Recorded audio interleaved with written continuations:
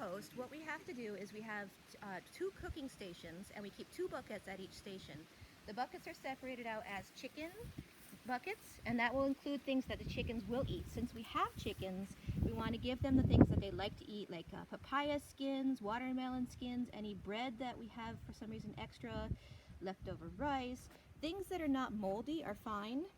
We had some lettuce that had gone a little bit over, some avocado skins today, and a little bit of fruit skins that they would eat. Now they're going to eat things kind of like what you will eat. You can't give them things like avocado pits or empty avocado skins. They don't really like to eat onions. You can feed them garlic. That's actually good for their stomach. But they're going to eat a lot of compost. They love eating a lot of compost. You can give them coconut halves if you have those. So we're going to give that to them, and that helps to supplement some of their feed. They're wild foragers right now. They eat a lot of bugs and coquis, but this will help to take care of some of our waste materials that they will love to eat, and that will help give them extra nutrients for their eggs. Other stuff that we have is one we call the citrus compost, and that is right here.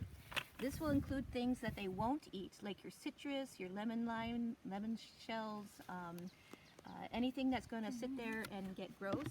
Because if they don't eat it, it's just going to sit there on the ground and rotting, which we don't want, because that will bring in bugs and it'll bring in rats or mongooses. So we don't give them. That's why we separate it out. It keeps it even and easy for us to do cleanup.